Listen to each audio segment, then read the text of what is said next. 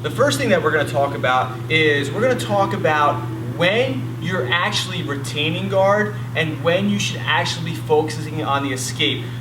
There's certain situations and certain areas to where your opponent is to where you're actually trying to keep your guard and to where you're actually deciding and realizing that you are no longer playing guard anymore and you are now escaping. For example, I have my partner in front of me here.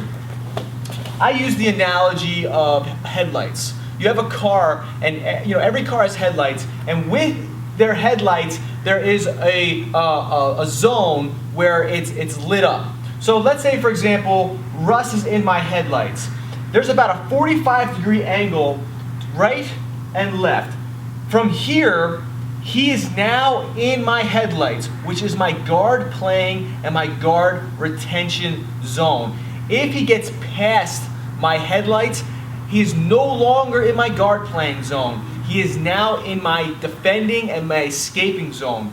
Once a person gets past this area, you have to accept the fact that you are not playing guard anymore. What happens is people get stubborn and they keep trying to retain the guard, and they start doing certain things that actually end up helping your opponent pass your guard and help them get into a better position to where they can actually pin you and then start working their attacks from there. So if Russ is here and he's in front of me, he's now in my guard playing zone. If he's trying to get his legs underneath, his arms underneath, I'm moving, so on and so forth. I am keeping my guard. If he moves a little bit to my right and his left, just a little bit, he is still in my guard playing zone. I can retain my guard, I can hit him with my legs, I can grab him with my hands, so on and so forth. I don't have to go on my side and do any shrimping. If he goes a little bit to my left, over here, he is still once again in my guard retention zone, in my guard playing zone. It's easy for me to turn into him. It's easy for me to put my foot on him. It's easy for me to grab his head, so on and so forth. I can do leg circles and a lot of different things to where I can still keep playing the guard. However, if he goes a little bit further, now he is no longer in my guard playing zone. This is where a lot of people go wrong, is they assume that they are still playing guard. Once a person gets over here, you are not playing guard anymore. You are now escaping. You have to transition your mindset from playing guard to escaping. And this is what's going to help you a lot. So when the person's in front of you, we're here, we're playing like this. He's trying to pass my guard. I'm playing. He starts going around. At this point, I am no longer playing guard. What happens is people, they try to get their knees in, they do all these different things, and they assume that they are still playing guard. You are not playing guard anymore. Accept the fact that he is passing, he's about to pass your guard, so you have to get an escaping mindset, so then that way you can increase your chances of getting out and getting your guard back. And in reality, he never passed your guard because he was never able to settle. So understand where your opponent is at, what zone you're in, if you're in the guard playing zone or the guard retention zone, or you are now in the escaping zone. It's going to be very important in regards to making it better for you to increase your chances that the person never passes your guard in the first place.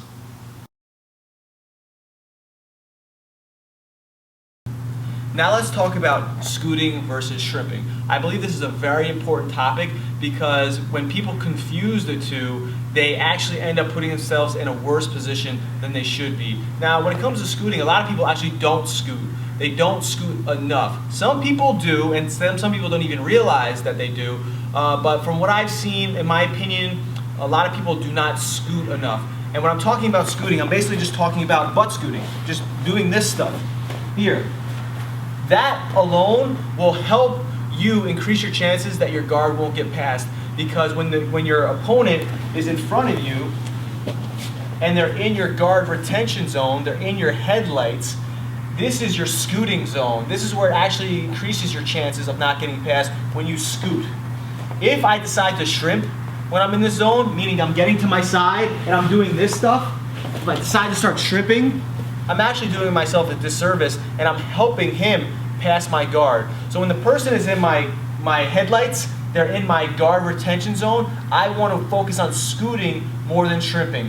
When they go out of my headlights over here, so Russ is going to go out of my headlights, now he's in my transitional escaping zone. He's in my zone where I need to now realize that I'm not playing guard anymore and I'm escaping. This is where scooting won't help me because he's already on the side. Chances are he's going to have hip control on me or he's going to have upper body control on me. Now this is where I want to shrimp because I'm trying to get my hips away from him so then that way I can make space, either get to my knees or get my guard back so then that way I can get back to my retention zone. So when the person is in front of you and let's say he goes to do a pass on me, like a hug pass, he starts doing a pass on me. Right now, he is still somewhat in my guard retention zone. So he's almost in my escaping zone. So Russ is going to move a little bit to his left here. Right now, he's in my guard retention zone. So when he's here and he goes to pass, I can scoot and start getting away. So what I would like Russ to do, he's actually going to do this a little quicker. Ready? Go. So when I scoot, it's actually going to make it easier for me to start getting out. Now, if he were to get all the way to the side, here, if I start scooting now, he's putting pressure on my upper body, it's not going to help me. Scooting in the beginning will help you a lot, but once they get to the side, once he gets to the side and he starts moving, here, now I need to shrimp. So in that way, I can start working to get out. That's when I need to realize that I need to start shrimping because shrimping is an escaping movement. Scooting is a guard retention movement. There is a difference. When you are retaining guard, you are still playing guard. It means you did certain things to not give up your guard position. When you are escaping, it means you are no longer playing guard. You are now escaping their dominant position or their dominant movements. So shrimping is an escaping movement and scooting is a guard retention movement. Let's take something like the X pass, for example.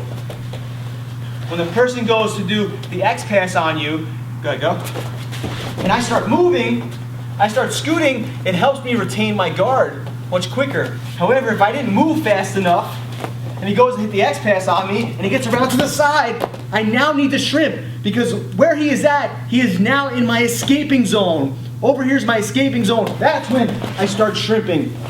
That's where I get to my knees, or that's where I do certain things to start escaping. And that's the difference between scooting and shrimping. What happens with a lot of people is they start shrimping too soon. And when you start shrimping too soon, you end up giving up the pass because you're exposing your side. What you're doing is you're putting your opponent in their attacking zone or your escaping zone before you even need to. So let's say, for example, Russ is going to do a pass. He's doing the over-under pass on me. If I just start shrimping right away, I'm going to help him pass my guard. I may eventually get out, but I'm doing more work than I need to. Or let's say Russ is doing the X pass again. And this is very, very common. He goes to do the X pass. If I just start shrimping, I'm helping him expose my side. I'm helping him get his knee on my stomach. So don't shrimp too early. You want to focus on scooting a little bit more when you're in front of the person.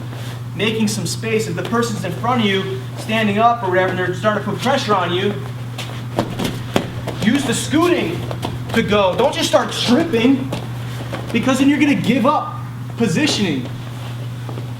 Start scooting first when you're in your guard retention zone, your guard playing zone, and then once they start getting into the escaping zone, that's when you start shrimping.